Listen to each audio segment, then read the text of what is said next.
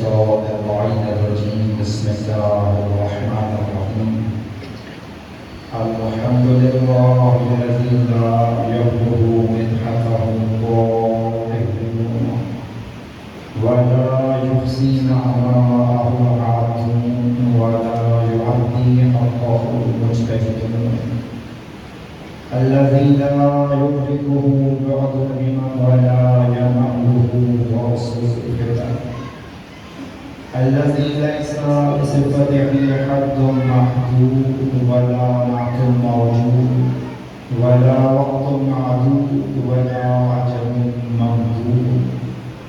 ثم الصلاة والسلام والتحية والإكرام على أشرف الأنبياء والمرسلين سيدنا ونبينا والشفيع ذنوبنا وطبيب نفوسنا مولانا أبي القاسم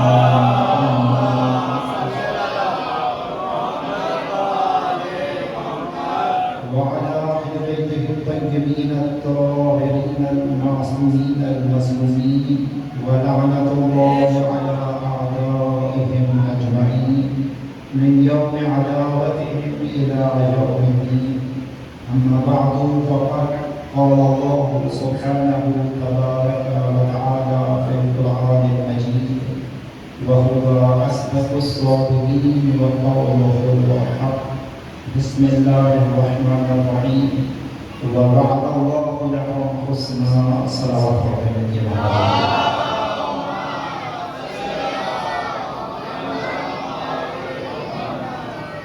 سامعین محترم، 1447 ہجری سالانہ خمسہ مجالس طوفان وادی کی جانب سے منعقد ہوتی ہے. مسلسل یہ تیسری بار مجھے کو خطاب کرنے کی سعادت نصیب ہو رہی ہے.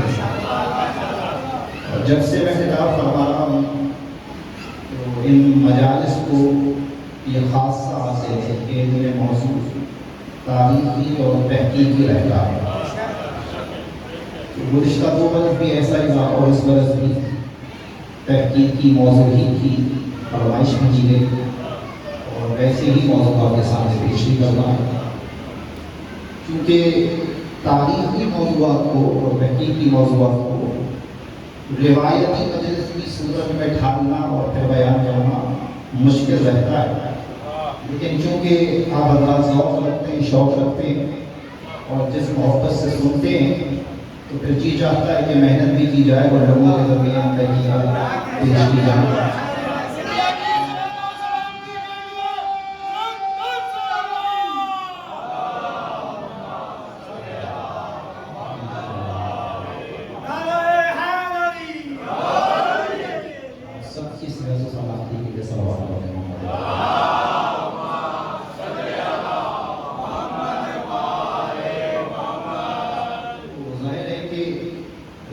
موضوع ہے جس پہ گفتگو کرنی ہے اور میں نے پہلے بھی اعلان کر دیا تھا. موضوع حسین ہے اور زمانے کا ہم سے شکوہ بھی رہتا ہے اور بالخصوص آج ہی شہر میں خاص میں اس شکوے کو اٹھایا گیا. ہم سے لوگوں کو یہ شکوہ رہتا ہے، ناراضگی رہتی ہے کہ ہم ذکر صحابہ نہیں کرتے.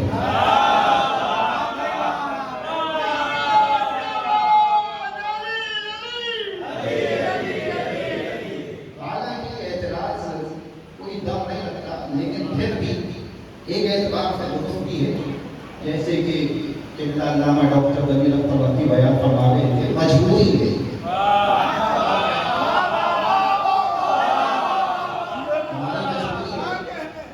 موقع ہی نہیں ملتا، بانی نہیں آتی. وہ جو نام پہنچ گیا تو بانی نہیں آتی. عالم محمد کے فضائل ختم ہو تو پھر کسی کی بات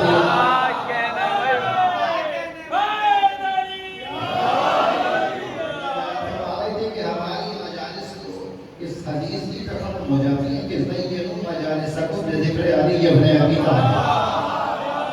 لیکن اب چونکہ مجھ سے بڑے شارٹ نوٹس پہ بہت کم وقت میں عاطف بھائی نے مجھ سے گزارش کی کہ بچوں کو صحابہ کے نام تو یاد ہے لیکن زیادہ تاریخ نہیں یاد ہے.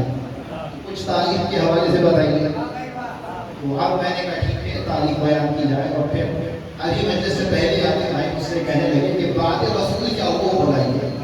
تو بات رسول تو تب بتایا جائے جب موجود ہی رسول میں کیا ہوگا وہ معلوم ہوگا.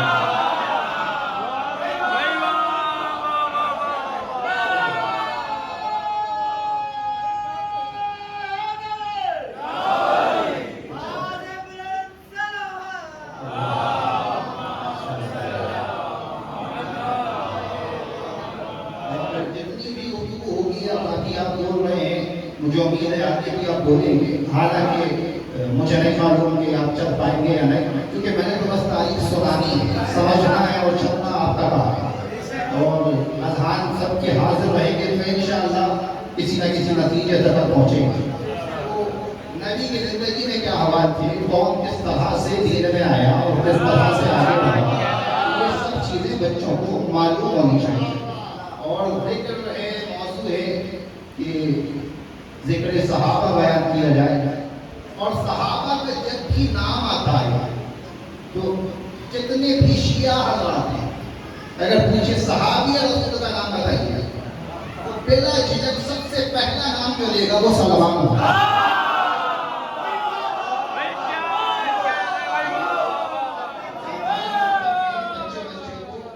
یہ معلوم ہے، اور یہ کیوں ہے، اس کی وجہ کیا ہے؟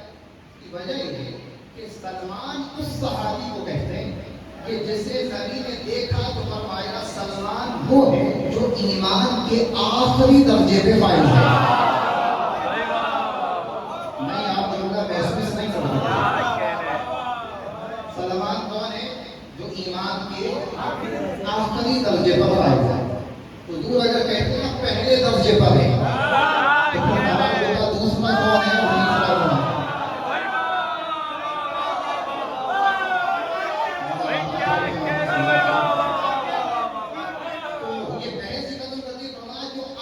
درجہ ہے ایمان کا صحابہ کی صف میں جو ایمان کا آخری درجہ ہے اس پہ بیٹھے ہوئے شخص کو سلمان کہتے ہیں. اچھا کون ہے سلمان؟ تو بچہ بچہ جانتا ہے کہ سلمان الفارسی، وہ جن کا تعلق فارس سے. اجازت ہے تو پھر تاریخ کے سوال کو یہ کہ میں نے ان مجالس کو آپ کے سامنے بیان کرنے کے لیے کسی ایک کتاب تو صحابہ بھی آتی ہے، اس لیے کہ یہ تاریخ اتنی پوشیدہ ہے کہ کسی ایک کتاب میں وہ سبق نہیں ملے گا جو میں پڑھنے والا ہوں. میں نے تو کم سے کم 8 کتابیں سامنے رکھی ہیں، تب جا کے میں یہ ایک مجلس آپ کو سناؤں گا. کچھ تو ظاہر ہے میرے پاس بھی توقعات ہیں اور امیدیں ہیں جو محنت کی ہے وہ رائے گا نہیں جائے گی انشاءاللہ. اچھا تو میں بارہا مجالس میں ایک سوال یہ بھی کرتا رہا کہ ہمارے بچے سلمان فارسی تو پہچانتے ہیں، لیکن اگر کسی سے پوچھ لیا جائے کہ بھائی سلمان کا نام کیا ہے، سلمان کے والد کا نام کیا ہے، سلمان کس قبیلے سے تعلق رکھتے تھے، تو چند ایک کا تو جواب آ جائے گا لیکن کثرت کا جواب نہیں آئے گا، کیونکہ کسی کو معلوم نہیں. دنیا نے سلمان کو سلمان ہی سے پہچانا اور سلمان نے چاہا بھی نہیں کہ اس کے سوا بھی مجھے کچھ پہچانا جائے. بس یہی چاہا کہ مجھے سلمان ہی نام سے دنیا پہچانے.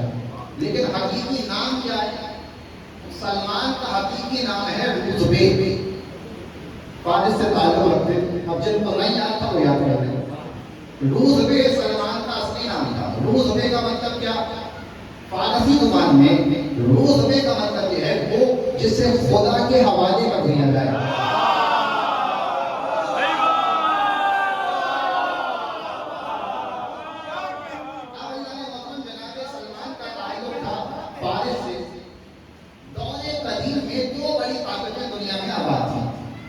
ایک جسے رومن امپائر کے نام سے بچے جانتے ہیں، ایک جسے پرشین امپائر کے نام سے جانتے ہیں، یعنی سلطنت روم اور سلطنت فارس.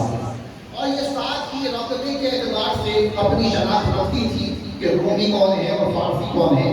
لیکن ان دونوں کے ساتھ ساتھ یہ لازمی تھا کہ روم میں کثرت تھی عیسائیوں کی اور فارس میں کثرت تھی مجوسیوں کی. تو یہ بات بھی لوگوں کو اپنے آپ سمجھ میں آ جاتی تھی کہ اگر کوئی کہتے کہ میں رومی ہوں تو اگلا تصور یہ ہوتا تھا رومی ہے تو عیسائی ہے، اور اگر فارسی ہے تو پھر پارسی ہے یعنی مجوسی ہے. تو اب جناب محترم یہ جو بڑی طاقتیں تھیں سلمان کا تعلق تھا فارس سے، پرشیا، اور فارس میں سلمان کسی اننون فیملی سے تعلق نہیں رکھتے تھے، کسی گمنام گھر سے آنے والے کا نام سلمان نہیں ہے۔ سلمان کا نام ہے روزبے بن مردبان۔ والد کون ہے سلمان کے؟ مردبان۔ یہ مردبان کون ہے؟ تو مجوسیوں میں جو علماء ہوتے ہیں، جو ان کے بڑے رہبر ہوتے ہیں، ان میں سے جو سب سے بڑے تھے ان کا نام تھا مردبان۔ یعنی مجوسیوں کے علماء میں جو سب سے بڑے عالم تھے، یعنی مرجع کہہ لیجیے دور حاضر کے حساب سے، جو مجوسیوں کے مرجع عالی تھے وہ مردبان تھے، اور ان کے اکلوتے بیٹے تھے روزبے یعنی سلمان۔ اور چونکہ جناب مردبان مجوسیوں کے سب سے بڑے عالم تھے، تو روم کے بادشاہ کو کہتے تھے کسرا، کیسر، اور فارس کے بادشاہ کو کہتے تھے کسرا۔ روم والا کیسر، فارس والا کسرا۔ روم کے بادشاہ کی تصویر سکوں پہ چھپی ہوتی تھی، لیکن فارس کا یہ دستور نہیں تھا۔ فارس میں سکوں پر بادشاہ کی تصویر نہیں ہوتی تھی، فارس میں سکوں پر ان کے عالم کی تصویر چھپتی تھی۔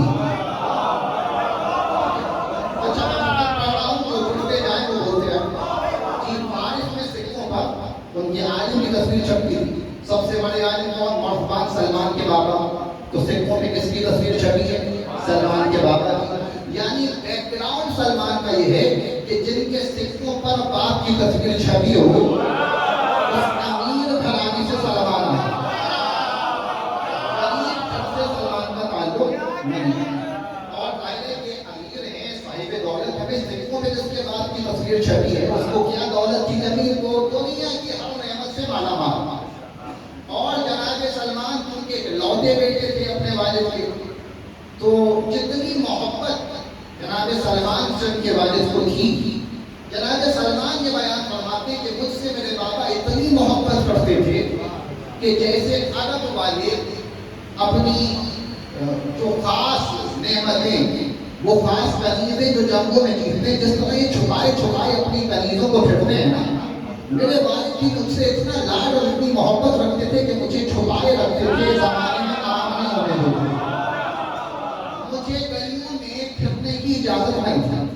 جی شرح بخاری پڑھیے، صحیح بخاری پڑھیے، صحیح بخاری میں آپ کو جناب سلمان میں اسلام لانا اور اس کی ساری روایت ملے گی، اور شرح بخاری میں تفصیل جو میں پیش کر رہا ہوں۔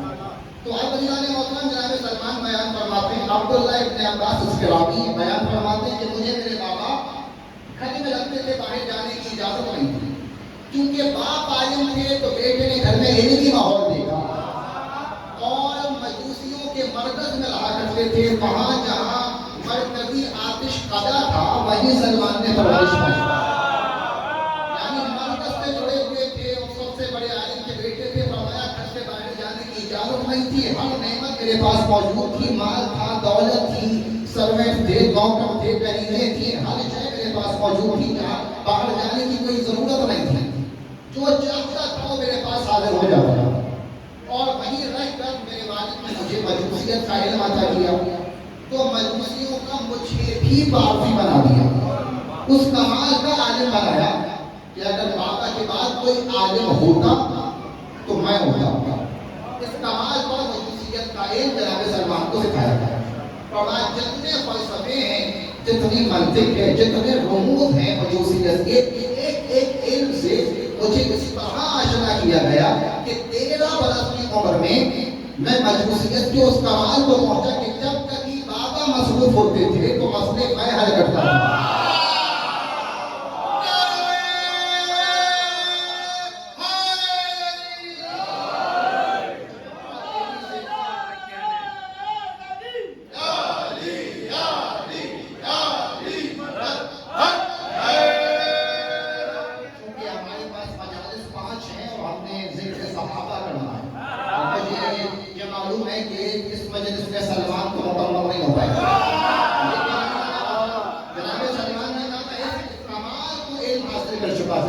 کہ بڑے بڑے مسئلے میں رعایت کے، حکومت کے، رعایا کے حل کرنے لگا۔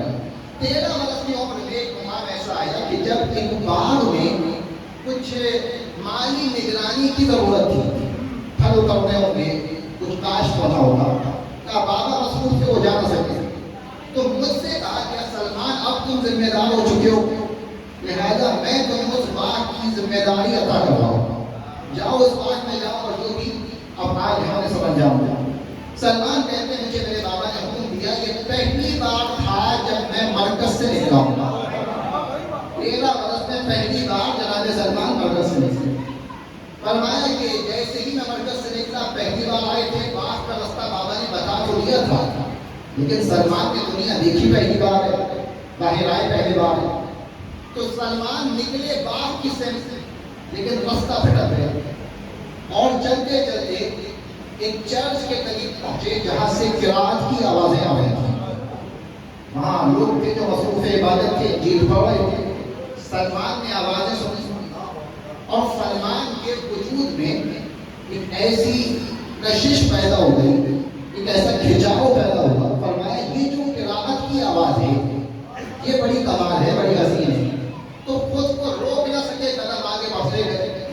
وہ جس چیز کے ڈر سے باپ نے نکلنے نہیں دیا تھا،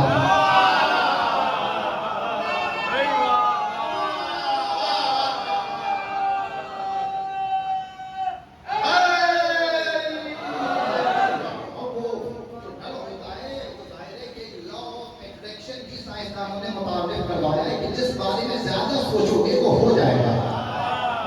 آپ کو زیادہ فکر تھی کہ نکلے گا تو بہت جائے گا، پھٹک جائے گا، جتنا سوچا وہ ہو بھی گئے۔ سلمان نکلے اور چلتے چلتے عیسائیوں کے چرچ میں داخل ہوئے۔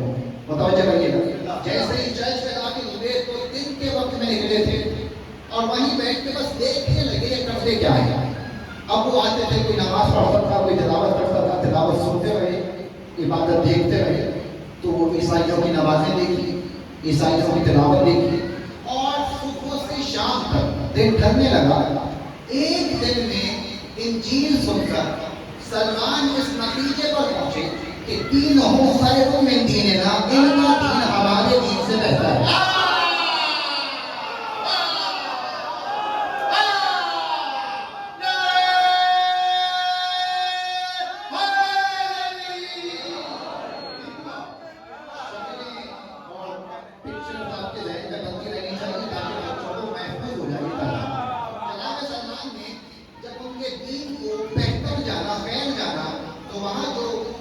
تھا اسے بڑھایا اور کہا کہ مجھے یہ جاننا ہے کہ یہ دین چلا کہاں سے، کوئی سوالات دیگر نہیں، دین کہاں سے چلا، کہاں سے دین کا آغاز ہوا۔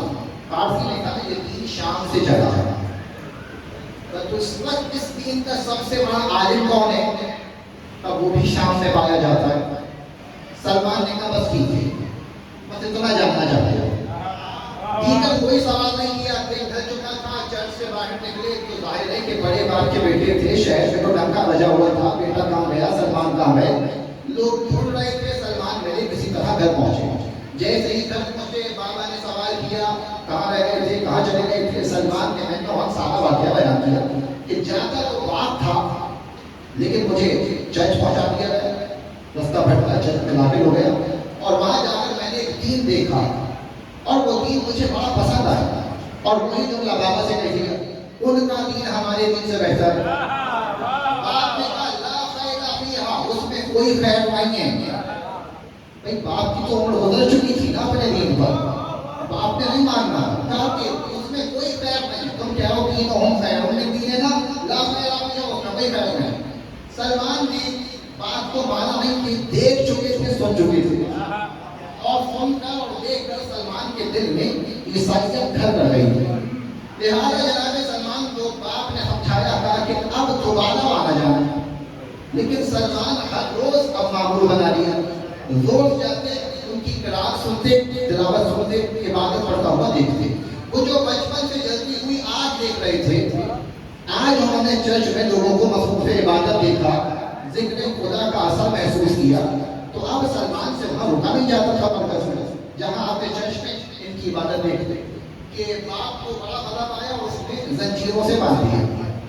سب سے بڑے عالم تھا، عالم بیٹا جس سے اب تک لوگ مسئلے پوچھتے تھے، انہوں نے سلمان کو ایک اسیر کی شکل میں دیکھنا شروع کر دیا، لیکن سلمان کی جستجو میں کوئی کوئی کمی نہیں آئی، اسیر ہو کے تو اور زیادہ حق کی اسیر ہو گئے، مزید طلب بڑھ گئی، اور پھر جج والوں کو بھی کچھ مانوسیت ہو گئی تھی، انہیں بھی فکر ہوئی کو جو آتا تھا وہ نہیں آتا، کوئی ایک خبر گیری کے لیے سلمان کی آگے گھر پر کہ آپ آتے تھے، اب آتے نہیں، دیکھا یہ تو نجیروں میں پابند ہے، گھر میں باپ نے بند کر دیا ہے۔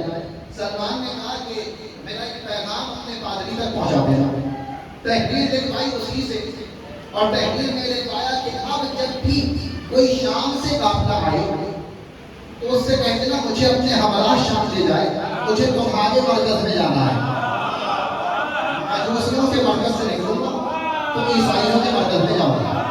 یعنی سلمان کی عادت شروع سے یہ تھی رہنا اسی کے ساتھ ہے جو سب سے بڑا عالم ہے، چھوٹے مردوں سے نہیں تھی۔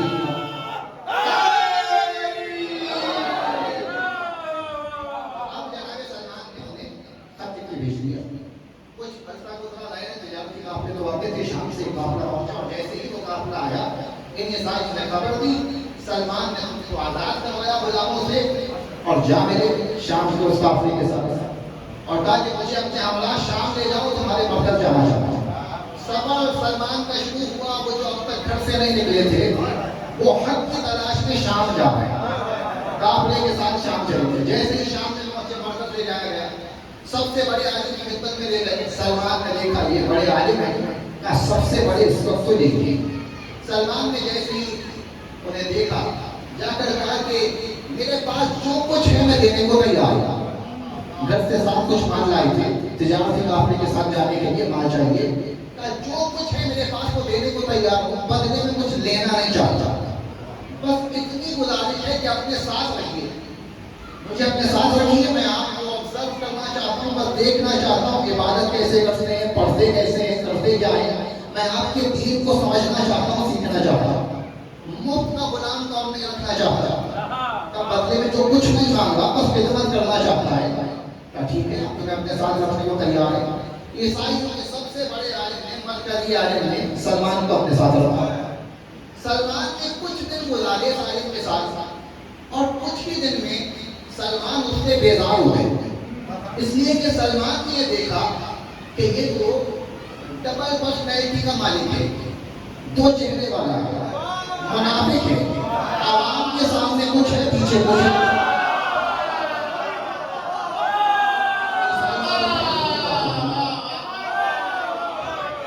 تو جناب سلمان نے کہا یہ لوگوں میں جاتا ہے کہتا ہے صدقے دیا کرو، خیرات دیا کرو، لوگ جب سے صدقہ خیرات دیتے تو خود کسی غریب کو نہیں دیتا، اپنے پاس جمع کر دیتا ہے، لوگوں سے کہتا ہے تقوی اختیار کرو، عبادت گزار بنو، خود راتوں کو سوتا ہے، عبادت کرتا نہیں۔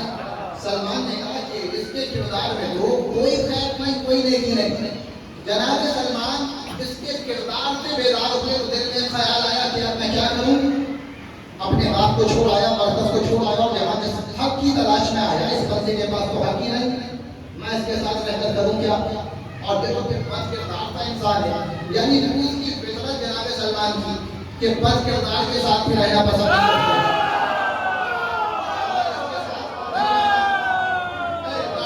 سے کچھ ایسا ہے خود کرتا مجھے۔ اب جناب سلمان نے کہا بھائی مجھے واپس لوٹ جانا چاہیے، واپسی کے لیے آمادہ ہوئے، دل میں خیال آیا کہ میں تو چلا جاؤں گا لیکن جو اتنے سارے لوگ اس کے پیچھے گھوم ہیں ان کا کیا ہوگا؟ یعنی سلمان اسے کہتے ہیں کہ خود کو نہیں بچانا چاہتا،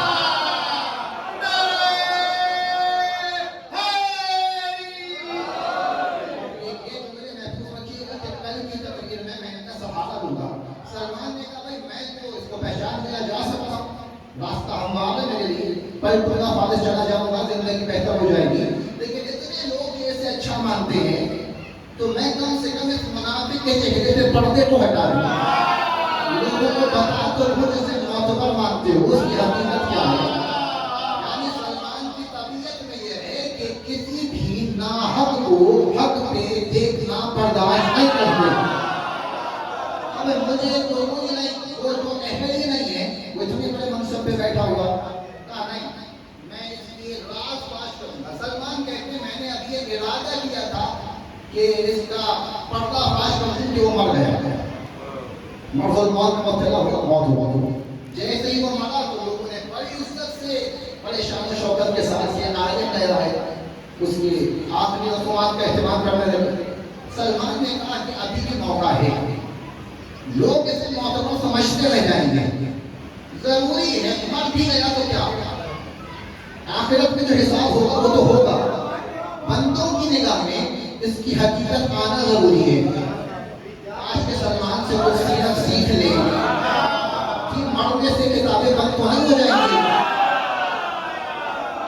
لیکن میں سنت صحابہ پڑھ رہا ہوں، میں شیعوں کی بات نہیں سنا رہا، یہ صحابی رسول کا کردار فرماتے ہیں کہ مر گیا، بے شک مر گیا، لیکن جو اس کی حقیقت ہے دنیا اسے معتبر سمجھتی ہے، میں تب تک نہیں جاؤں گا جب تک اسے رسوا نہ کر دوں جو رسوائی کا مستحق ہے۔ یہ معتبر نہ سمجھیں، جیسے ہی لوگوں کو دیکھا بڑا اس سے عقیدت کا محبت کا اظہار کرنا ہے، آپ کی رسومات میں لوگ رو پیٹ پائے، سلمان بلندی پہ چڑھے، فرمایا کہ یہ اس کا حقدار نہیں جو تم اسے دے رہے ہیں، یہ محبتوں کا حقدار نہیں، یہ بد کردار اور بے دین انسان تھا۔ اب ایسی حالت میں دیکھیے کہ سلمان نے کتنا بڑا فتویٰ بول دیا، جو اتنے لوگ عقیدت مند جتنے لوگ آئے ہوئے اور پردیس سے آئے ہوئے اکیلے سلمان، کوئی مددگار نہیں، کوئی ساتھی نہیں، اور سب سے بڑے عالم میں کلم کلہ اجلاس، فرمایا یہ تو بدکار تھا، اور وہ بھی اتنا سینسیٹیو موقع ہے، مر چکا ہے بندہ، لوگ جذباتی ہوتے ہیں، فرمایا نہیں یہ تو جھوٹا تھا، بد کردار تھا، لوگوں نے سلمان کو مارنا چاہا، لیکن کسی ایک عقل مند نے کہہ دیا کہ اپنے دعوے کو ثابت کرو ورنہ تمہارا حشر بڑا خراب ہوگا۔ تو جو حق بیانی پہ نکلتے ہیں اس کی مدد اللہ خود کرتا ہے۔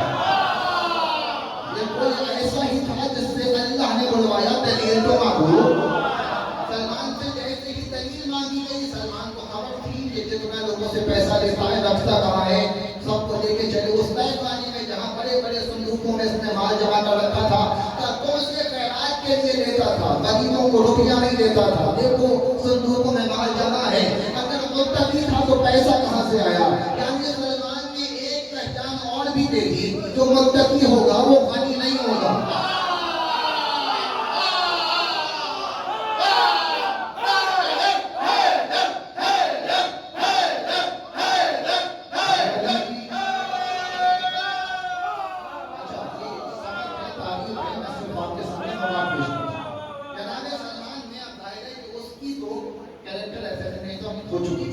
اب جناب سلمان کو کیا چاہیے بھائی لوٹ جائے واپس فارس، لوگوں کی آنکھیں کھل گئی، لیکن جناب سلمان نے فکر کی اور اسے کتابوں میں محفوظ کروا دیا، کہا کہ بھائی بندہ بد کردار تھا، دین تو صحیح ہے، میں اس کی خاطر دین کیوں چھوڑ دوں، میں تو دین کی محبت میں آیا تھا، اس کی محبت میں تو نہیں آیا تھا، اس سے دین سیکھنے آیا تھا، اس نے صحیح سکھایا نہیں، دین صحیح ہے۔ لیکن ہر بندہ سلمان نہیں ہوتا، لوگ کردار میں دین ڈھونڈتے ہیں، یہ کالے کپڑے پہننے والوں کی ذمہ داریاں بڑھ جاتی ہیں، کہ ہر کوئی سلمان جیسی معرفت نہیں رکھتا، وہ تو سلمان تھے کہ عالم کو بھی بد کردار پایا، وہ دین کو حق مانا، لیکن آج دنیا میں سلمان نہیں ملتے، آج تو مسلمان ایسے ہی ہیں جس کے کردار کو خراب دیکھا اس کے دین پہ داغ لگا دیا۔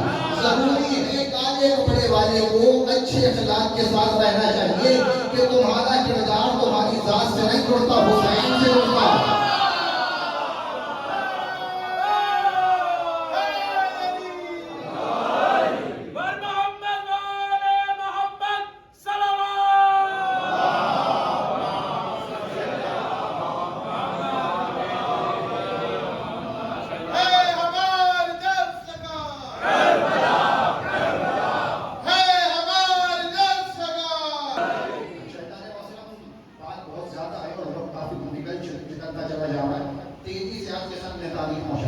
جناب سلمان نے کہا کہ بھائی یہ بندہ غلط تھا، دین صحیح ہے، منتظر رہے کہ اب اس کی جگہ کون آئے گا، تو اب جو دوسرا اس کی جگہ پہ آیا سب سے بڑے عالم کی حیثیت سے، وہ باکردار بھی تھا، عبادت گزار بھی تھا، راہ خدا میں خرچ کرنے والا بھی تھا، جو کہتا تھا وہ کرتا تھا، ایسا نہیں کہ کہے کچھ اور کرے کچھ۔ جب سلمان نے اس کو دیکھا اب عیسائیت کی محبت بڑھ گئی، جناب سلمان کو عیسائیت سے محبت مزید ہو گئی، اس لیے کہ یہ جو عیسائی تھا یہ اس حقیقی عیسائیت پر تھا جو عیسائیت واقعاً جناب عیسیٰ نے لوگوں کو سکھلائی تھی۔ یہ اس مسخ شدہ دین پہ نہیں تھا جو دنیا میں عام تھا، یہ عیسائیت حقیقی عیسائیت پر تھا جو اہل کتاب جناب عیسیٰ چھوڑ گئے تھے، کہ انہی میں سے ایک تھا۔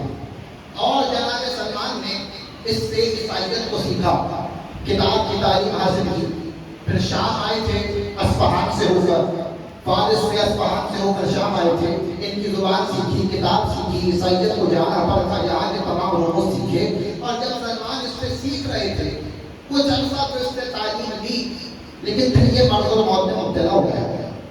ادھر یہ مرض الموت میں مبتلا ہوا، جناب سلمان نے کہا کہ میں تو آپ سے سیکھ ہی رہا تھا، لیکن آپ تو قضائے الہی کی سزا پہ لبیک کہنے لگے۔ مجھے بتائیے کہ اب اس کے بعد میں کیا کروں، کہ آپ کے بعد کوئی آپ جیسا آئے گا یا پھر وہ پہلے جیسا کوئی بد کردار آ جائے گا؟ تو اس نے کہا کہ دیکھو سلمان، اس بات کا کوئی حتمی فیصلہ ممکن نہیں کہ میرے بعد کوئی مجھ جیسا آئے، اس لیے کہ میں کسی ایسے کو نہیں جانتا جو شام میں مجھ جیسا ہو۔ پرانی عیسائیت پہ عمل کرنے والے اب تھوڑے لوگ بچے ہیں، باقی جتنے تھے وہ گزر چکے۔ اب تو ماڈرن عیسائیت ہے، یہ تثلیث کو ماننے والے، تین خداؤں کو ماننے والے بن رہے ہیں، یہ حقیقی عیسائیت پہ نہیں چلتے۔ اسی کی تصدیق میں حدیث رسول بھی آئی، وَمَا أَتَى صَاحِبِ الْكِتَابِ، وہ جو حقیقی صاحب کتاب تھے ان کی کثرت سے اموات ہو رہی تھی اس دور میں۔ تو اب اس نے کہا کہ میں تو دنیا سے جا رہا ہوں، یہاں تمہیں کوئی نہیں کرنے والا، لیکن ہم میں ایک کو جانتا ہوں جو اولڈ عیسائیت پر، قدیم عیسائیت پہ آج بھی عمل کر رہا ہے، لیکن وہ تمہیں یہاں نہیں ملے گا، اس کے لیے تمہیں عراق تک سفر کرنا پڑے گا، موصل میں ملے گا۔ تو شام سے موصل جاؤ اگر حق چاہیے تو۔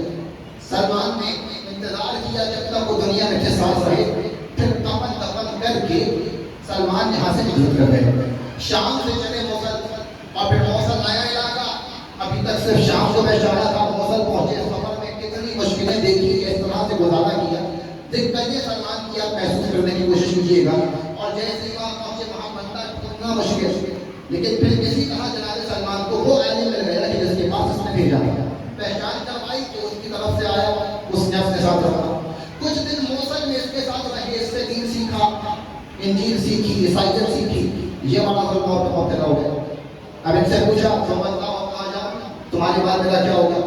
اس نے کہا کہ میں نے جو کچھ جانتا تھا سکھایا، لیکن اب میں زیادہ دن کا مہمان نہیں۔ کہا کہ پھر میں جاؤں کہاں؟ کہا کہ میں ایک کو جانتا ہوں جو ہماری طرح ہی قدیم عیسائیت پر ہے، لیکن وہ تمہیں یہاں نہیں ملے گا۔ تو شام سے آئے تھے موصل، اب موصل والا دنیا سے جا رہا ہے، تو اس نے کہا کہ یہاں سے ہجرت کرو، چلے جاؤ موسیبین، ترکی کی طرف، ترکی جاؤ، موسیبین میں میرا ایک جاننے والا ہے، وہ قدیم عیسائیت پہ عمل کرتا ہے۔ یہ ہجرت سلمان کی یاد کرتے جائیے جی، پہلے چلے اصفہان سے شام، شام سے موصل، اور پھر موصل سے موسیبین بھیجے جا رہے ہیں۔ ترکی آ گئے، موسیبین نے اس بندے کو ڈھونڈا، اس کے ساتھ کچھ عرصہ گزارا، لیکن اب وہ مرنے لگا۔ کب تو نہیں لگا، اب جب اس کی موت واقع ہونے لگی، پھر وہی سوال، آپ کہاں جاؤں؟ اور یہ کافی عرصے رہے، 30 برس کی ہجرت ہے سلمان کی۔ میں تو تیری سے سناتا ہوں کہ وقت کا ہے مجھے آگے بڑھنا ہے۔ اب جب یہ دنیا سے جانے لگا موسیبین والا، تو اس نے کہا کہ بھائی اب یہاں تو کوئی دوسرا نہیں ہے، یہاں سے اب تم چلے جاؤ انطاکیہ، وہاں جاؤ گے تو وہاں تمہیں ایک بندہ ملے گا، وہ تمہیں سکھلائے گا حقیقی عیسائیت۔ تو آپ موسیبین سے ترکی سے ہجرت کی، انطاکیہ چلے گئے، اور جب وہاں پہنچے وہاں اس کے ساتھ کچھ عرصہ گزارا، دین سیکھا، اور جیسے ہی کچھ عرصہ اس کے ساتھ رہے وہ جانے لگا۔ اور اب جب وہ گزرنے لگا تو اس نے کہا کہ اب بھائی میرے پاس بھی کوئی ایسا نہیں ہے جو انطاکیہ میں میرے جیسا ہو، لیکن ہاں ایک ہے شام میں، وہ ہجرت کر گیا تھا، واپس شام چلے جاؤ۔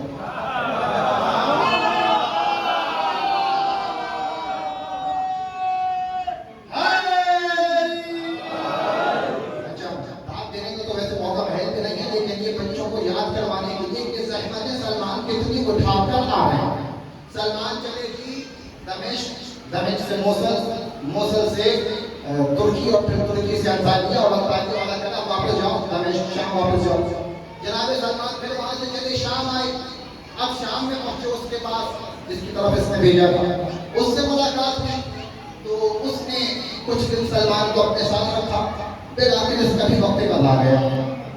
اب سلمان نے کہا بھائی دنیا گھما دی مجھے، اب میں جاؤں کہاں جاؤں، کس کے پاس جاؤں، کون سے بلائے گا؟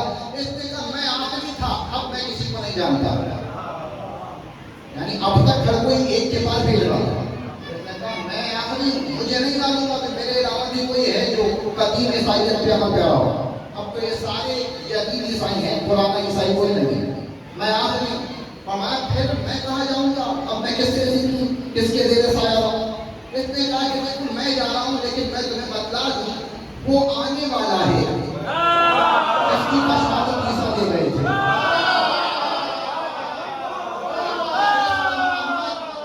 وہ آنے والا ہے جس کا نام احمد ہوگا، اور وہ آئے گا کوہ فاران کو اس کا نور چمکے گا، پھر وہ ہجرت کرے گا اور تو ہرا کے درمیان آباد کھاٹی میں وہ قیام کرے گا۔ جناب سلمان سے کہا کہ جیسے ہی وہ آ جائے گا اب اس کے منتظر رہنا کہ وہی آخری نبی ہوگا۔ سلمان نے کہا ٹھیک ہے، اب ایک جغرافی ایک نقشہ سلمان کو دیا گیا، کہا بھائی وہ دو ہرا کے درمیان ایک آبادی ہے وہاں آئے گا، کا نام احمد ہوگا، اور پہچان تو کہا اس کی 3 پہچانیں ہیں، جب جاؤ تو اسے پہچان لینا واقعہ کوئی ہے یا کوئی اور، کا پہچانا کیسے جائے گا؟ فرمایا پہلی پہچان تو یہ ہے کہ اگر تم اسے صدقہ دو گے تو کبھی نہیں کھائے گا، اس کی پہچان یہ صدقہ دائے کبھی نہیں کھائے گا۔ دوسری پہچان یہ ہے کہ تحفہ دو گے تو ٹھکرائے گا نہیں، یعنی صدقہ لے گا نہیں اور تحفہ ٹھکرائے گا نہیں، دینا راضی نہیں کرے گا، جو دو گے قبول کرے گا۔ اور تیسری پہچان یہ ہے کہ اس کی پشت پر مہر نبوت ہوگی۔ تو یہ 3 پہچانیں ہیں، اس کی تصدیق کر لینا وہ آخری نبی ہے، اس سے تمہیں سب کچھ مل جائے گا۔ سلمان کہتے ہیں میرے پاس ایک نقشہ تھا، کچھ پہچانیں تھیں کہ جس سے میں آخری نبی کو پہچان سکتا تھا، لیکن یہ نقشہ بھی کوئی اتنا مشہور تو نہیں تھا کہ جس سے میں ٹھکانے پہ پہنچ جاتا جہاں آخری نبی آنے والا ہے۔ بھائی 2 ہرا ہیں اور بیچ میں کھاٹی، یعنی 2 کالے پتھروں والی چٹانیں ہیں جن کے درمیان ایک آبادی ہے، وہاں جانا ہے سلمان کو۔ جناب سلمان نے لوگوں سے پوچھنا شروع کیا شام میں کیا کوئی ایسے ٹھکانے کو جانتا ہے؟ اتنے میں ایک قافلہ آیا بنی قلب کا، جس سے تعلق جناب زید رکھتے تھے، جن لوگوں نے حضور کا بیٹا کہا۔ بنی قلب آ گئے شام میں، اور یہ تجارت کے سامان مدینے سے لے کر آئے تھے۔ جناب سلمان نے ان لوگوں سے بھی پوچھا کیا تم کسی ایسی گھاٹی کو جانتے ہو کہ جو 2 ہرا کے درمیان واقع ہو؟ انہوں نے کہا کہ ہاں ہم جانتے ہیں۔ فرمایا بس مجھے وہاں اپنے ساتھ لے چلو، لیکن یہ تو بدو آدمی تھے، انہوں نے کہا لے جائیں گے لیکن ہمیں دو گے کیا؟ مفت میں ساتھ لے جائیں گے۔ سلمان نے شام میں محنت مزدوری کر کے جتنی بھیڑیں کمائی تھی، فرمایا یہ سب تمہیں دے دوں گا، بس مجھے وہاں لے چلو جہاں یہ کھاٹی ہے۔ ان لوگوں نے کہا ٹھیک ہے، تمہیں ساتھ لے جانے کو تیار ہے۔ جناب سلمان کو اپنے ہمراہ لے چلے۔ سلمان کہتے ہیں کہ کچھ دور چلنے کے بعد انہوں نے قافلہ روک دیا۔ جب قافلہ روکا میں نے پوچھا سبب کیا ہے؟ فرمایا کہ دن ٹھہر رہا ہے اور آرام کریں گے، قافلہ کل پڑے گا۔ فرماتے ہیں کہ ہم آرام کرنے لیتے کچھ ہی دیر میں نے دیکھا کہ یہ سارے کے سارے مجھ پہ حملہ آور ہو گئے، مجھے رسیوں سے باندھ دیا، ہاتھ پاؤں باندھ دیے، اور مجھے ایک کے بعد ایک غلام کی صورت میں مالکوں کو بیچنا شروع کر دیا۔ یعنی سلمان کتب کے عالم، مجوسیت کے عالم، عیسائیت کے عالم، ہدایت کی تلاش میں نکلے ہوئے، لیکن جہاں بنی قلب کے لوگوں نے سلمان کو غلام بنا کر بیچ دیا، وہاں سے بھی پیسے لیے چلتے رہتے۔ سلمان کہتے ہیں کہ اب جو مجھے غلام بنا دیا گیا تو یہ میری زندگی کی بڑی مشکل ہے، اس لیے کہ ایک کے بعد ایک آقا بدلتے جا رہے تھے، کسی کی غلامی میں جاتا پھر وہ مجھے بیچ دیتا، پھر کسی کی غلامی میں جاتا پھر مجھے بیچ دیتا۔ سلمان کوئی جماعت رائی نہیں تھے۔ جناب سلمان کی عمر میں بڑا اختلاف ہے، لیکن جو قوی ترین قول ہے وہ میں پیش کر دوں۔ علماء تو اکثر ضعیف العمر بیان کرتے ہیں، لیکن قوی جناب سلمان کی عمر یہ ہے کہ رسول کے ہم عمر ہیں، یعنی پہلی آمد بھی جب حضور کی ولادت ہوئی وہی پہلی آمد بھی تھی جب سلمان کی ولادت ہوئی، کوئی 400-500 برس کے نہیں تھے سلمان۔ جناب سلمان ایک کے بعد ایک آقا کو بیچ جانے لگے۔ فرماتے ہیں کہ 30 برس میں نے لوگوں میں غلامی میں گزار دیا، من رب الی رب، ایک کے بعد ایک مالک کے حوالے مجھے کیا جاتا رہا، 13 مالکوں نے مجھے خریدا، اور اب آخری مالک جو میرا تھا وہ یہودی تھا، اور وہ یہودی جب میرا مالک بنا اتفاق یہ تھا کہ وہ یثرب کا رہنے والا تھا. جس ٹھکانے کی تلاش میں سلمان نکلے تھے بالآخر اس مالک نے خرید لیا جو اسی گھاٹی کا رہنے والا تھا جو دو ہندوؤں کے بیچ میں تھی, اور وہ جناب سلمان کو خرید کر اپنے ساتھ لے گئے. اب جتنے مالکوں کے ہمراہ رہے الگ الگ لوگوں کے مزاج سیکھے, الگ الگ کام سیکھے, الگ الگ زبانیں سیکھی. سلمان نے کیا تھا جو نہیں سیکھا؟ بھائی ایک ایک چیز سلمان دنیا میں دیکھ رہے, سیکھ رہے, مشکلیں سہ رہے ہیں مگر سیکھ رہے ہیں. اور پھر جناب سلمان کہتے ہیں جب میں اس آبادی میں پہنچ گیا, اس مقام حبلہ میں پہنچ گیا, تو وہ جو مالک تھا اس کا تعلق بنی قریظہ سے تھا. یہ ایک نئی مشکل جی, یہودی مدینے کا رہنے والا تعلق قبیلہ بنی قریظہ سے. فرمایا وہ مجھے خرید کر لے آیا, کچھ وقت کچھ دن میں اس کے ساتھ وہیں مدینے میں رہا, یثرب میں رہا. ایک دن ایسا تھا کہ میں باغ میں, کھجور کے باغ میں کام کر رہا تھا, کھجور کے درخت پہ چڑھا تھا, کھجوریں کاٹ رہا تھا. میرا مالک جو تھا وہ مسند پہ بیٹھا آرام سے موسم کو محسوس کر رہا تھا, موسم سے مزے لے رہا تھا. کہ اتنے میں دوڑا دوڑا اس کا ایک رشتے دار آیا اور اس نے آتے ہی غضب سے کہا, غصے میں کہا, قاتل اللہ بنی قیلہ, یہ اہل مدینہ کو اللہ قتل کرے, اللہ کی لعنت ہو. اہل مدینہ بنی قیلہ یعنی مدینے میں آباد جتنے قبائل تھے, جدی اعتبار پہ ان کی ماں ایک تھی جسے قیلہ کے نام سے جانا جاتا ہے. جب تو بورس کو نہیں ہو رہے گفتگو سے یاد ہو رہی ہیں باتیں. مدینے میں جتنے قبائل تھے یہ قیلہ, ان کی ماں کا نام, اجتماعی ماں کا نام قیلہ تھا. اور جب بھی کسی قبیلے والے پر غصہ ہوتے تھے تو بنو قیلہ کہتے ماں کے نام سے پکارتے تھے. ماں کے نام سے پکارنا یعنی اس کی توہین کرنا. بنی قیلہ یثرب والوں کو, یہ مدینے والوں کو خدا قتل کرے. اس نے پوچھا ماں خبر ہوں, ان کی خبر کیا ہے, کیا ہوا, کیوں اتنا خطرناک ہوتے ہو؟ فرمایا انہم لیجتمعون فی مقام علی رجل من مکہ یزعمون انہ النبی. وہ ایک مقام پر سارے جمع ہو گئے, مکے سے ایک بندہ آیا ہے جو خود کو نبی کہتا ہے, اور وہ اس کے ساتھ کے لیے جمع ہو گئے.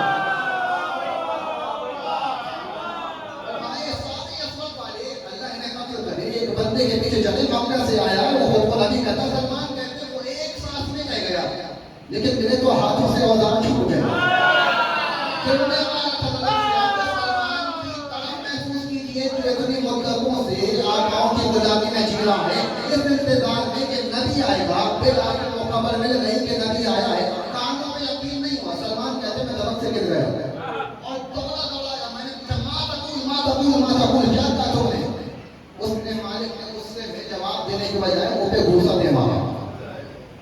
اتنی مدتوں بعد ایک خبر سنی کہ ایک نبی آیا ہے, جواب نہیں آیا, جواب میں غصہ آیا. سلمان خود اپنی زبان سے اپنی کہانی سنا ہوا. فرمایا مالک نے جواب دیا نہیں. میں گیا مالک کے پاس اور مالک سے کہا مجھے کچھ چھٹی دو, جو کام تھے میں نے کر دیے, مجھے مہلت دو, مجھے کچھ کام سے مدینے میں پھرنا ہے. مالک نرم دل, اس نے مجھے مہلت دے دی, چھٹی پائی, دوڑا ہوا گیا. کہاں آیا ہے دیکھا تو چہرہ دیکھتے ہی دل نے کہا وہی ہے جس کی خبر ہے.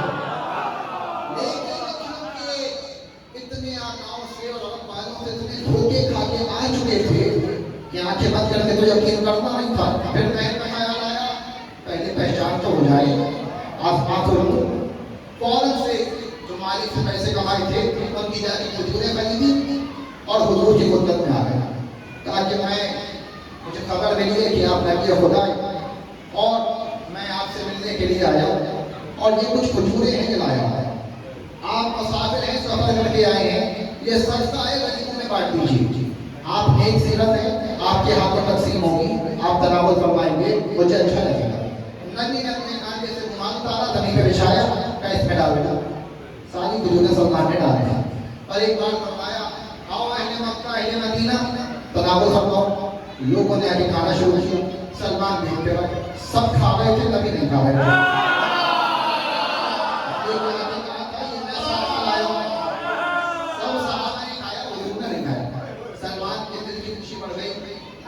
پہلی نشانی پوری ہو گئی, وہ نبی آ چکا, اب صدقہ نہیں کھاتے. پھر کچھ دن انتظار کیا, پھر کسی دن چھٹی لے کر مالک سے پھر آئے, اور اب سلمان نے لگی تھی اور پھر نبی کی خدمت میں آیا. فرمایا میں نے اس دن دیکھا تھا آپ نے وہ کھجوریں نہیں کھائی, میں نے صدقہ لے دیا تھا, شاید اس لیے نہیں کھائی, یہ میں تحفہ نہ لایا, مجھے اچھا نہیں لگا, سب نے کھایا آپ نے نہیں کھایا. نبی نے پھر اپنا رومال میں چھوٹا پیس میں ڈال دیا, کچھ کھجوریں خود کھائی, پھر صحابہ سے کہا میرے ساتھ کھاؤ, سب نے میری بات کر کھجوریں کھا لی, خوشی پھر پڑ گئی. اب دو نشانیاں کنفرم ہو چکی ہیں, یہ نبی ہے. لیکن اب تیسری نشانی, اور یہ دیکھنا بڑا مشکل ہے, مہر نبوت ہوگی پشت پر. اب کیسے کہیں کہ یہ کپڑا ہٹائیے مجھے کمر دیکھنی ہے. سلمان کہتے ہیں یہ ایسا مسئلہ تھا, میں بڑی جھجک محسوس کر رہا تھا, کیسے پہچانے کہ بھائی یہ کون ہے, اور مہر نبوت کہا کیسے دیکھوں مہر نبوت. فرمایا مجھے جب موقع ملتا تھا, ایک تو موقع بڑی مشکل سے ملتا تھا, چھٹی لے کے آتے تھے دیکھنے کے لیے, اور پھر وہ وقت کہ بھائی کبھی کانٹے سے کبھی سر کے کوڑتا سر کے تو دیکھ لیے مہر نبوت, لیکن نہیں دیکھتی تھی. فرمایا ایک دن مجھے موقع ملا کہ جب مدینے میں پہلے نبی کے صحابی کا انتقال ہوا تو میں اس وقت پہنچا, اور مجھے موقع تب ملا کہ جب وقت تدبیر نبی نے اپنے صحابی کو ابی زرارہ پہلے مدینے میں شہید ہونے والے, انتقال کر جانے والے, فرمایا ان کی موت کے موقع پر میں حضور کی خدمت میں حاضر ہوا. جب تدفین کے لیے لاشیں کو تربت میں اتارا جا رہا تھا تو کچھ چادر حضور کی شانے سے سرکی.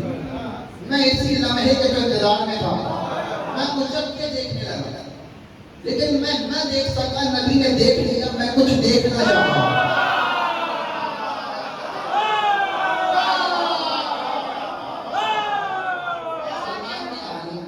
وقت بہت زیادہ ہو چکا. سلمان کہتے ہیں کہ میں نے دیکھنا نہیں دیکھ سکا, لیکن حضور نے محسوس کیا کہ کچھ دیکھنا چاہتا. جیسے اس تدبیر سے فارغ ہوئے آئے, پوچھا کیا دیکھنا چاہتے تھے. فرمایا کہ یا رسول اللہ وہ مہر دیکھنا چاہتا ہوں کہ جو نبیوں کے کاندھوں پہ ہوتی ہے. نبی نے اپنی چادر ہٹائی. سلمان کہتے ہیں جیسے ہی میں نے مہر نبوت دیکھی ایسا لپٹ کے رویا جیسے بچے بچے لپٹ کے روتے.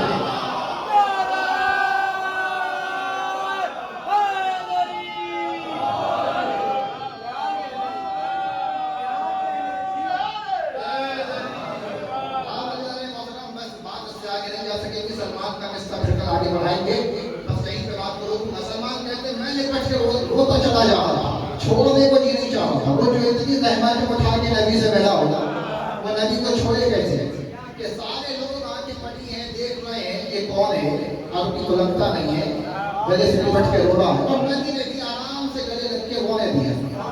تسلی سے سلمان روئے. جب تھک چکے تو پھر نبی نے کہا اجازت ہے میں رخ پھیر لوں, اجازت ہے بیٹھے.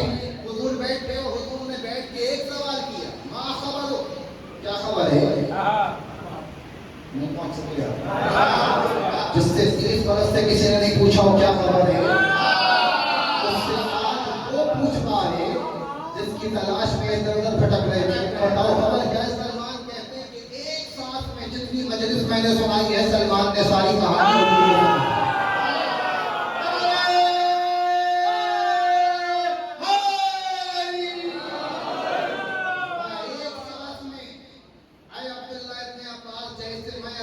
سنا رہا ہوں.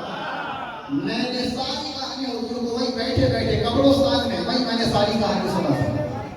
حضور سے ملاقات ہوئی, زندگی کامیاب ہو گئی, لیکن ابھی بھی مشکل تو حل ہوئی نہیں تھی. سلمان کہتے ہیں میں ابھی بھی مشکل میں تھا. تقریر کا یہ آخری جملہ فرماتے ہیں ابھی بھی مشکل تھی. اور مشکل یہ تھی میں غلام تھا, میرا آقا یہودی تھا, اور کم وقت تھا بھی دشمن رسول, وہ مجھے آزاد نہیں کرتا تھا. میری آنکھوں کے سامنے میرے نبی تھے, لیکن میرے پاس وہ مہلت نہیں تھی کہ میں نبی کی خدمت میں آ جاؤں. چاہتا تھا کہ نبی کی غلامی کروں, لیکن آزاد ہوتا تو غلامی نہ کروں. میں نے نبی سے ماجرا بیان کیا. نبی نے کہا کہ ہم تمہیں آزاد کرائیں گے, اس سے کہو قیمت بتائے گا, وہ جو قیمت مانگے گا ہم دیں گے. سلمان نے جائے کہ اس نے قیمت مانگی تھا, آزاد ہو تو اس کے پاس جانا چاہتا ہے, اب تو تجھے کبھی آزاد نہیں کروں گا. یہ یہودی جناب سلمان کو آزاد کرنے کی تیاری نہیں. جناب سلمان آئے کہا کہ قیمت کو تب دینا جب لینے کو تیار ہو. وہ تو قیمت لینے کو ہی تیار نہیں, مجھے آزاد کرنا ہی نہیں چاہتا. حضور نے کہا کہ بھائی اس کا کوئی حل تو نکالا جائے. دن گزرتے گئے. سلمان کہتے کہ میں نے اس کی غلامی میں بڑے مظالم برداشت کیے لیکن مجھے اس کا شکوہ نہیں. خفا ہوں تو اس ایک بات پر، اس کی ضد نے مجھے اتنا پابند رکھا کہ میں مشکل وقت میں نبی کی مدد نہ کر سکا. بدر و احد کی جنگیں نکل گئی، میں شریک نہیں ہو سکا. بات تو بڑی ہو گئی.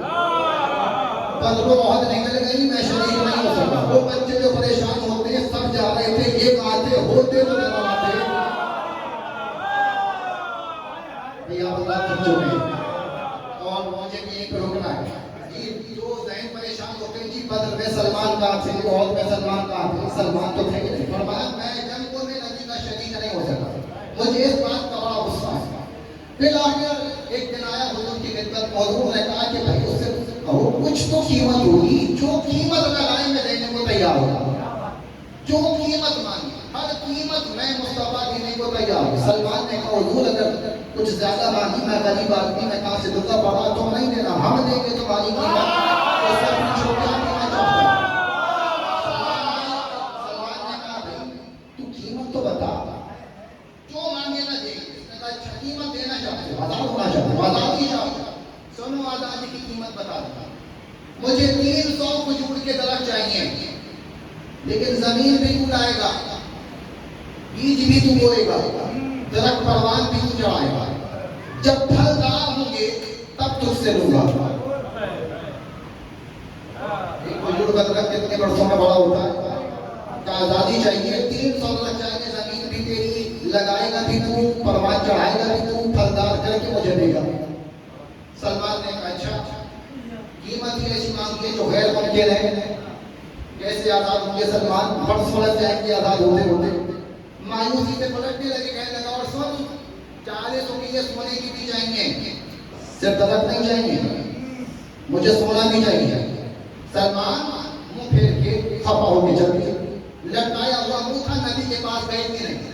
کہا قیمت ہی ایسی مانگی ہے، ناجائز قیمت مانگ رہا ہے، کیسے دیں گے. خود لگانے درخت پروان چڑھانا ہے، پھر چڑھا کے اس کو دینے ہیں. سلمان گئے نہیں حضور کے پاس. حضور نے طلب کیا لے آؤ سلمان کو. کچھ لوگ آئے، بلایا، کہا حضور بلا رہے ہیں. سلمان آئے. تم نے بتایا نہیں تم نے کیا قیمت مانگی ہے.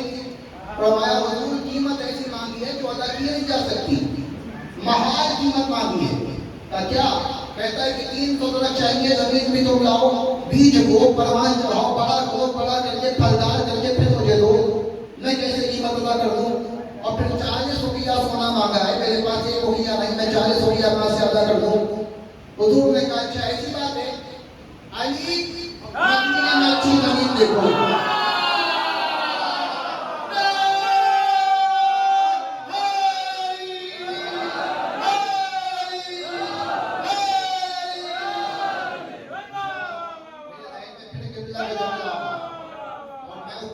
محسوس کر پا 1 گھنٹے سے مجمع خاموش بیٹھا تھا. ایک بار علی کا آئے مجمع میں حاضر ہوئے.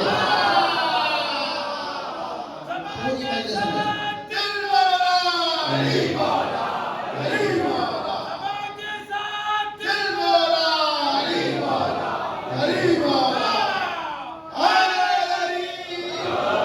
علی. مدینے میں اچھی زمین ڈھونڈی. علی مولا نے زمین ڈھونڈی ہے تو ہجرت کر کے آئے تھے. علی مولا کے پاس کچھ رقم موجود تھی، زمین علی مولا نے خریدی تھی. اب زمین لے لی. فرمایا ہے سلمان جاؤ اپنے ہاتھوں سے گڈھے کھودو. سلمان آئے. 300 گڈھے سلمان مولا نے کھود دی. سلمان نے 300 گڈھے کھودے.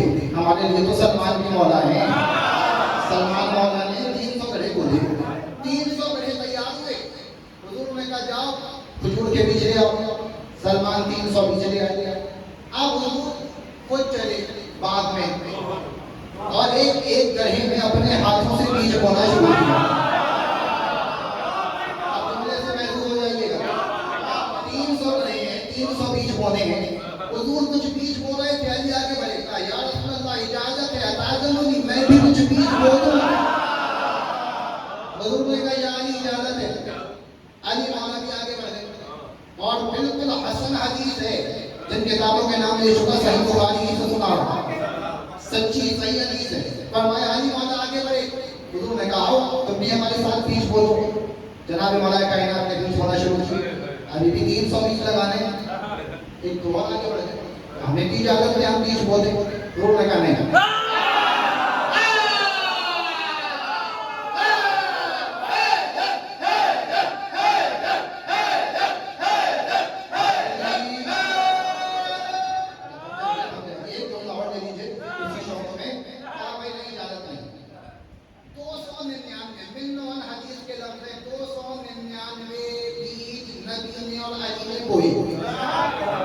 پہلے لوگ آپ کی پوچھتے رہے کہ ہم بھی لگا دیں, انہوں نے منع فرمایا. ایک شخص اور آگا, نام بھی لکھا میں لے بھی سکتا ہوں لیکن لوں گا نہیں, لیکن لے دیا تو پھر اگلا لوگا نہیں پڑ پاؤں گا. انہوں نے کہا کہ مجھے بھی موقع دے, ایک بیج تو میں بھی لگاؤں گا. آپ نے وہ اتنا کہ میں بھی اپنے بھائی کے لیے کچھ کرنا چاہتا ہوں, ایک بیج مجھے لگانے کا موقع دیجیے. 299 بیج نبی والی نے لگایا, ایک بیج انہوں نے لگایا. عبداللہ ابن عباس بیان فرماتے ہیں نبی نے جیسے ہی سارے بیج بو دیے, کچھ پیچھے ہٹے, ہاتھوں کو اٹھا کے دعا کی, 299 درخت راون ہو گئے, ایک پھوٹا نہ بنے.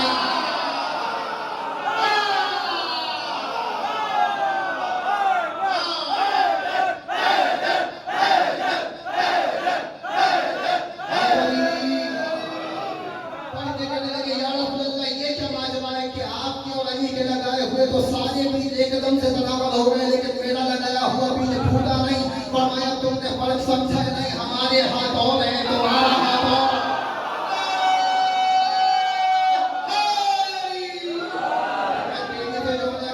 جن کے ہاتھوں کے لگائے بیج پہ خدا کی رحمت نہ برسی ہو, ان کی ذات پہ خدا کی رحمت نہ.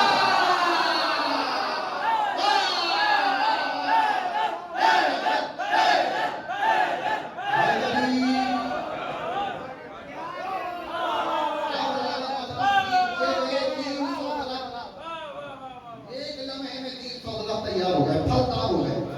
سلمان کی آنکھیں پھیلا ہو گئی. اب 300 درخت ہے زمین میں, سے ایک کا جاؤ ادا کر دو.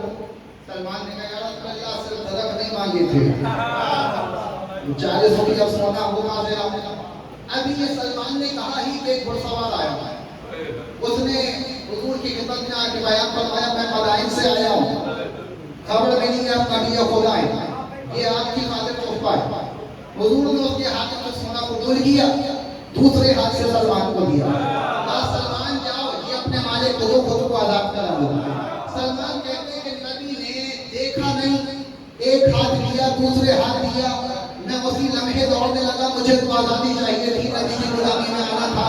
لیکن جیسے ہی مالک کے پاس پہنچا, میں نے بھی کہنے بغیر مالک کو دیا, دیکھ یہ سونا ہے, یہ تیرا باپ ہے. مالک بھی پریشان ہوتا, لیکن پہلے اس نے سونا گرنا شروع کیا. نبی نے اندیکھے سونا عطا کیا تھا, میں اندیکھے لے آیا تھا. لیکن جب اس نے پیمائش کی, ایگزیکٹ 40 روپیہ سونا نکلا, اس نے مانگا تھا. ایک روپیہ کم نہ ایک روپیہ زیادہ, جتنا اس نے مانگا تھا اتنا ہی سونا نبی نے میرے حوالے کیا. قیمت مالک کو مل گئی, میں آزاد ہو گیا. جیسے ہی میں آزاد ہوا, اتنے پرانے مسلمان دین اسلام میں تھے, لیکن سلمان کو وہ اعزاز حاصل ہوا کہ آتے ہی اسلام میں بدر میں کی, احد میں کی, خندق جناب سلمان کو مل گئی. اور جیسے جناب سلمان کو جب کہ خندق کا موقع میسر آیا, تفصیلات بعد میں پڑھوں گا, کل کی تقریر میں بات آگے بڑھے گی. جناب سلمان دیکھ پائے منظر یہ کہ 10,000 کا لشکر حملہ کرنے آ رہا ہے. حضور پریشان ہے, سب سے کہہ رہے ہیں بتاؤ اب کیا کریں. جناب سلمان نے کہا کہ حضور میں مشورہ دوں, سب نے دیکھا یہ نیا بندہ, نیا آنے والا, یہ کیا مشورہ دے گا, عربی بھی نہیں ہے, عجم ہے, یہ کیا مشورہ دے گا. جناب سلمان نے کہا یا رسول اللہ اذا خفتنا خندقنا, ہم فارس میں جب خوف محسوس کرتے تھے تو خندق بنا دیا کرتے تھے. یا رسول اللہ میرا مشورہ تو یہ ہے کہ ہم پہلے ہی ایسے ٹھکانے پر ہیں جہاں دو طرف تو پہاڑیاں ہیں, پہلے ہی دشمن وہاں سے آ نہیں سکتا, بس 2 مقامات پہ ہمیں خندق بنانی ہوگی, تو ہم خندق بنا کے خود کو محفوظ کر لیں گے, اور پھر ہر طرف سے دشمن حملہ کر نہیں پائے گا, جہاں سے ہم چاہیں گے وہیں سے حملہ ہوگا. جناب سلمان نے مشورہ دیا, وہیں سے ہم نے بڑھ کے دیکھا حضور کا جواب کیا آئے گا. حضور کو بلائے, کاندھے پہ ہاتھ مارا, کہا سلمان شاباش. حضور کا یہ کہنا تھا, سب کے کاندھے بلند ہوئے. انصار نے فوراً سے کہا مدینے والا ہے, ہم میں سے ہے انصار ہے، یہ مشورہ نہیں دیتا تو کون دیتا؟ یہ ہم میں سے ہے انصار ہے۔ مہاجروں نے کہا نہیں اتنی ہجرتیں کر کے آیا ہے، مہاجر ہے، مہاجر کرنا آئیڈیا دینے والا ہم میں سے ہے، انصار کیا ہے ہم میں سے ہے۔ بحث پڑھنے لگی، نبی نے کہا خاموش، السلمان منا، نہ تمہارا نہ تمہارا، سلمان ہمارا۔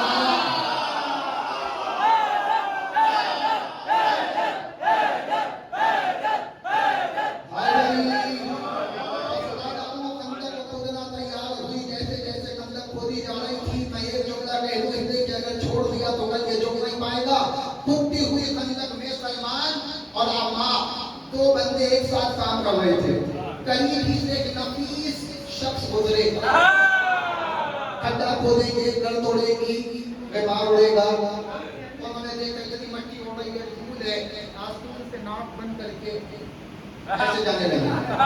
عمار نے دیکھا، عمار دوڑا، ناگوار گزرا، عمار نے شعر پڑھ دیا، فرمایا جنہوں نے اپنے ہاتھوں سے مسجد بنائی، جنہوں نے رکوع کیے اور سجود کیے، اور جو نبی کی خاطر مصروف رحمت ہیں، وہ اور آستینوں میں منہ چھپانے والے برابر نہیں ہیں۔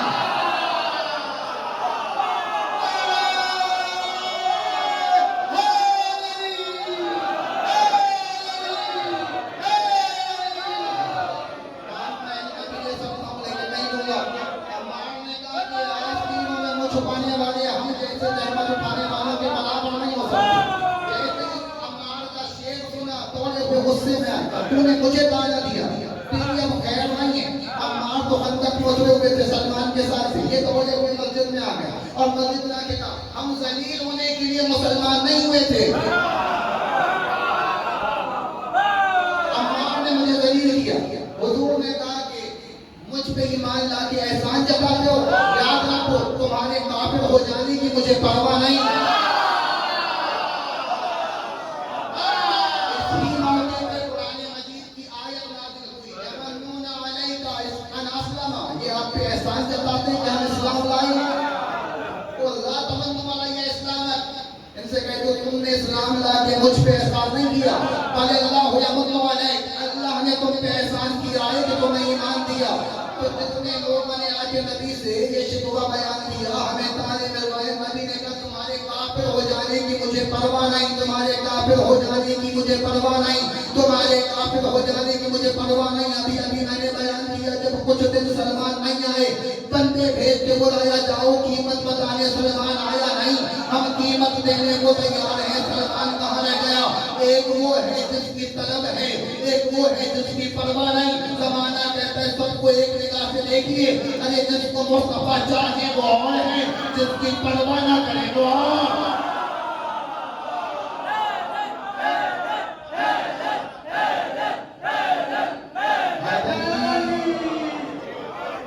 سامنے آنے کے لیے زحمت اٹھانی پڑی، زحمت اٹھائے بغیر، قربانی دیے بغیر تو عزتیں نہیں ملیں گی نا۔ نبی سے بھی عزتیں اسی کو ملیں گی جو قربانیاں دے گا، خدا سے بھی عزتیں اسی کو ملیں گی جو قربانیاں دے گا۔ میں پورا ایک گھنٹہ صرف فضائل آپ کو سنا چکا، پھر بات آگے بڑھ جائے گی اور ذکر جناب سلمان فارسی ہی آگے ہوگا کہ نبی کی زندگی تک تو ہم لے آئے، اب زندگی سے آگے کے حالات کل کی تقریر میں انشاءاللہ بیان ہوں گے۔ سلمان نے جس طرح قربانیاں دی، قربانیاں دیں تو معلوم ہو کہ ایمان جس عروج پر ہے، قربانی کے بغیر معلوم نہیں ہوگی۔ کیسا شوق تھا سلمان کو مہر نبوت دیکھنے کا، یعنی اس مہر میں کچھ اثر ہے، اس وجود میں اس چہرے میں کچھ اثر ہے، چہرے کی کشش سلمان کو کھینچ رہی ہے۔ اور جتنے اصحاب ہیں نا سب کو چہرہ رسول کی قدر تھی۔ زمانہ ہم سے پوچھتا ہے روتے کیوں ہو، رونے کا سبب یہ ہے کربلا والوں نے اس کی بھی قدر نہیں کی جس کا چہرہ نبی جیسا ہے۔ 6 سفر المظفر ہے اور روایت ہے ان مجالس میں شہدائے کربلا کے مصائب پڑھے جاتے ہیں۔ میں نے ذکر شہادت علی اکبر کرنا ہے جو شبیہ رسول جنہیں دعاؤں میں میرے مولا حسین نے مانگا۔ کربلا میں وہ لمحہ آیا جب حسین مولا غریب ہو گئے، کوئی مددگار نہیں ہوا۔ اس لمحے میں مولا حسین کی خدمت میں جوان بیٹے نے آ کے اجازت چاہی، بابا مجھے اجازت نہیں میں مکتب میں جاؤں. فرمایا اے علی اکبر اگر تمہارا کوئی تم جیسا حسین بیٹا ہوتا, دعاؤں میں مانگا ہوا ہوتا, 3 دن کا پیاسا ہوتا اور تم سے موت مانگتا, بیٹا بتلاؤ کیا تم موت دے دیتے؟ علی اکبر کے پاس جواب نہ تھا. شہزادی زینب کے کہنے میں آئی تو بھی اماں کے سامنے آ کر سامان جنگ اتارنا شروع کیا. شہزادی زینب نے پوچھا بیٹا اب کیا ماجرا ہے, کیوں سامان سفر اتار رہے ہو؟ فرمایا تو بھی اماں حالات یہ ہیں یا آپ کی کمائی رہ گئی یا آپ کی ماں زہرا کی کمائی رہ گئی. تو بھی اماں آپ بتائیے کون زیادہ پیارا ہے, علی اکبر پیارا ہے یا اپنا آپ کو آپ کے بھائی حسین پیارا ہے؟ فرمایا اگر بات یہ ہے حسین میرا امام ہے, میرا بھائی رہ جائے اکبر تو میں قربان تھا. بس علی اکبر کو اجازت ملی, آج اپنی موت میں لیلا کے کہنے میں. فرمایا اماں ہم سلام آخر کو آئے ہیں. ام لیلا نے ایک بار علی اکبر کو سب سے پہلے مطلب دیکھا. فرمایا علی اکبر رات کے بعد چہرہ اب دکھایا ہے. شب عاشور جو خیمے میں ماں سے رخصت ہوئے تو اب اصل عاشور علی اکبر آئے ہیں. علی اکبر کچھ لمحے ہمارے ساتھ تو بیٹھو. بس علی اکبر ہاتھ پہ بیٹھے. پتا اماں روز محشر دادی زہرا کا سامنا ہوگا. ہر بیوی اپنی قربانی دادی زہرا کے سامنے پیش کرے گی. تو بھی زینب کہیں گی دادی زہرا سے میں نے مون و محبت کی قربانی دی تھی. ام فروا کہیں گی شہزادی سے میں نے قاسم کی قربانی دی تھی. اماں آپ دادی زہرا سے کیا کہیں گی؟ بس علی اکبر کا یہ کہنا تھا. ام لیلا روتے روتے کہتی علی اکبر میں سمجھ گئی آپ کیا کہنا چاہتے ہیں. علی اکبر میں کہتے کہ میں نے حسین پہ اپنا علی اکبر قربان کیا تھا. بس ام لیلا سے جملے سنے ایک بار مسکراتے ہوئے علی اکبر گھوڑے کی سمت پڑھنے لگے. جیسے ہی علی اکبر رہوار کی سمت چلے حسین نے سزا دی علی اکبر کیا بوڑھے باپ کو رخصت نہ کرو گے؟ کیا بوڑھے باپ سے رخصت نہ ہوگے؟ علی اکبر آئے کہا بابا اجازت دیجیے میں مکتب میں جاؤں. ایک بار اپنی مسند سے میرے مولا حسین اٹھے, سر سے اپنا امامہ اٹھا. علی اکبر کا امامہ اٹھا, اکبر کا امامہ اپنے سر پہ لیا, اپنا امامہ علی اکبر کے سر پہ باندھنا شروع کیا. علی اکبر کو درمیان میں کھڑا کر کے میرے مولا حسین نے اکبر کے گرد پھرنا شروع کیا. ایک ایک پیج امامے کا باندھتے جاتے اور پڑھتے جاتے انا للہ و انا الیہ راجعون بذنب قضائہ و تسلیم الامر. اس طرح حسین نے شبیہ رسول کو رخصت کیا. علی اکبر خیمے سے چلے, رہوار پہ سوار ہوا چاہتے تھے. حسین والا آگے آئے, اپنے ہاتھوں کو لگاموں کے نیچے کر دیا. کہا اکبر سوار ہو جاؤ. علی اکبر نے کہا بابا یہ میں کیسے کر سکتا ہوں, بابا آپ کے ہاتھوں پہ قدم رکھ دوں. فرمایا ہے علی اکبر یہ نہ دیکھو میں تمہاری خاطر یہ ہاتھ نہیں بچھاتا, میں شبیہ رسول کی خاطر یہ ہاتھ بچھاتا. آؤ میرے لال سوار ہو جاؤ. علی اکبر ایک بار سوار ہوئے, چلے علی اکبر مکتب بھی جا گیا. میں نے بڑا مختصر کیا. علی اکبر مکتب میں چلے, حسین مولا بلندی پہ چڑھ گئے, اکبر کی جنگ دیکھنے لگے. کچھ دیر علی اکبر نے جہاد کیا, پھر پلٹ کے واپس آئے میرے مولا حسین سے ملے. مولا حسین نے سینے سے لگایا, سینے سے لگ کے ایک سوال کیا بابا یہ تو بتلائیں اکبر نے کیسا جہاد کیا؟ بابا میری جنگ دیکھی, بابا میں کیسے لڑا؟ حسین نے کہا میرے لال تم نے بڑا خوب جہاد کیا, علی اکبر تو بڑا خوب لڑے. ایک بار کہا بابا اگر کچھ سبیل مل جاتی, اگر کچھ پانی مل جاتا, بابا میں شجاعت کے مزید جوہر دکھاتا. حسین مولا نے کہا علی اکبر سزا ہم منتظر رہے کہ اکبر ہم سے کچھ مانگے. علی اکبر تم نے آج ایسی چیز مانگی ہے حسین غیر ہے دے نہیں سکتا. علی اکبر ذرا اپنی زبان میرے دہن میں دے دو, ممکن ہے کچھ تری محسوس ہو. اب جیسے ہی اکبر نے اپنی زبان بابا کے دہن میں دی, تڑپ کے اٹھے اور رو کے کہا بابا آپ کا دہن تو مجھ سے زیادہ سوکھا ہے, بابا آپ کی زبان پہ کانٹے پڑ گئے ہیں. بس ایک بار علی اکبر نے اپنا سر آغوش سے اٹھایا, بابا کے کان میں کچھ کہا. علی اکبر زین پہ سوار ہو کے چل دیے. علی اکبر جیسے ہی چلے نا حسین نے بلند آواز میں رونا شروع کیا. حسین بلند آواز میں رو رہے تھے. ایک بار یہ منظر زینب نے دیکھا کہ اکبر کچھ کہہ کے گئے ہیں, حسین بڑا روتے. سدا بھی بھیا خیمے میں آئیے. حسین خیمے میں آ گئے. تو بھیا علی اکبر کیا کہہ گئے, آپ اتنا گریہ کیوں فرما رہے ہیں؟ فرمایا آئے بہن زینب نہ پوچھو. تو بھیا بیان تو کیجیے. فرمایا اکبر کہہ گئے ہیں بابا اب بلندی سے نہ دیکھیے گا, بابا اب میری جنگ نہ دیکھیے گا, بابا سلام آخر لے لیجیے. علی اکبر مجھے سلام آخر کر گئے. کب کے جملے کہے تھے, ایک قدم بلند ہوئی بابا میں گر گیا. حسین مولا نے جملے سنے کبھی کے آخری جملے. ایک بار میرے مولا علی اکبر کی تلاش میں چلے. علی اکبر کی صدا نے آنکھوں کا نور چھین لیا, آنکھوں کا نور زائل ہوا. میرے مولا مقتل میں چلے, کچھ دکھائی نہیں دیتا تھا, کمر میرے مولا کی ٹوٹ چکی تھی. آپ نے بارہا مصائب میں سنا, میں نے بھی بارہا مصائب سے پڑھا ہے. گھٹنوں پہ چل کے میرا مولا لاشائے علی اکبر تک پہنچا. لیکن میں نے مقتل کی کتاب میں آج دیکھا میرے مولا گھٹنوں پہ چل کے نہیں گئے تھے, جھکی ہوئی کمر سے میرا مولا قدموں پہ چل کے جا رہا تھا. لیکن میرے مولا کو کچھ دکھائی نہیں دیتا تھا. بس چلتے چلتے میرا غریب امام کسی ملامت سے ٹکرایا. جیسے ہی اس ملامت سے میرے مولا ٹکرا گئے نا, اس کے ہاتھ کو تھاما اور کہا مجھے کچھ دکھائی نہیں دیتا, مجھے بتا دے میرا لال کہاں ہے. بس یہ کہنا تھا. اس ملعون نے لاشے کا پتہ تو نہیں دیا, ہم اگر مولا کو ایک دھکا دیا, زہرا کا لال خاک پہ گرا. روایت کہتی ہے ایک بار نہیں 70 بار حسین اٹھے, 70 بار گرایا گیا, 70 بار گر کے اب جو حسین چلے تو اٹھنے کی طاقت نہ رہی. اب گھٹنوں پہ چلتے ہوئے حسین آگے بڑھے. کہا اکبر کوئی مجھے تمہارے لاشے کا پتہ نہیں دیتا, اکبر مجھے صدا دو. ارے باپ کو دکھائی نہیں دیتا, بتاؤ اکبر تمہارا لاشا کہاں ہے. علی اکبر اپنے لاشے کو بتا دو.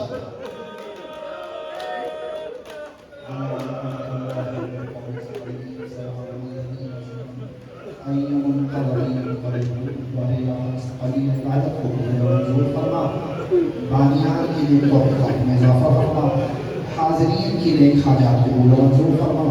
اور رب جو پریشان ہیں ان کی پریشانیاں دور فرما, جو بیمار ہیں انہیں صحت عطا فرما, جو زوار ہیں ان کی سفر آسان فرما.